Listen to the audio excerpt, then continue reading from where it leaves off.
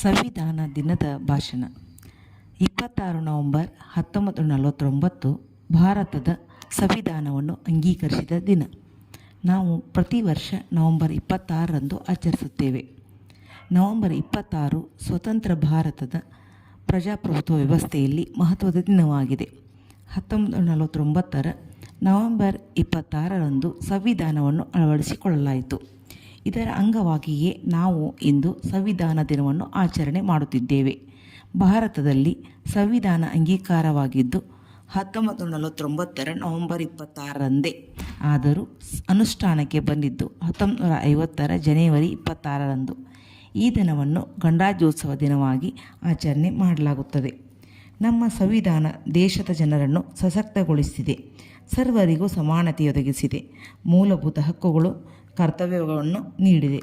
ಭಾರತಕ್ಕೆ ಸಂವಿಧಾನವೇ ದೊಡ್ಡ ಬಲ. ನಮ್ಮ ಸಂವಿಧಾನವು ನಮ್ಮೆಲ್ಲರನ್ನು ರಕ್ಷಿಸುವ ಬಹುದೊಡ್ಡ ಕಾನೂನು. ನಮ್ಮ ದೇಶದಲ್ಲಿ ಹೊಸ ಶಕೆ ಆರಂಭವಾಗಿದ್ದು ಸಂವಿಧಾನ ಜಾರಿಗೆ ಬಂದಾಗಿನಿಂದಲೇ.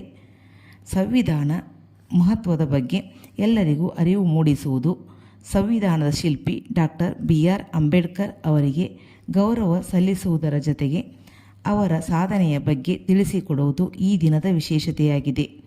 ಭಾರತದ ಸಂವಿಧಾನಕ್ಕೆ ವಿಶ್ವದಲ್ಲೇ ದೊಡ್ಡ ಸಂವಿಧಾನ ಎಂಬ ಹಿರಿಮೆ ಇದೆ. ನವೆಂಬರ್ 26ರಂದು ಸಂವಿಧಾನ ದಿನ ಆಚರಿಸುವಂತೆ 2015ರ ನವೆಂಬರ್ 19ರಂದು ಭಾರತ ಸರ್ಕಾರ ಅಧಿಕೃತವಾಗಿ ಆದೇಶ ಹೊರಡಿಸಿತು.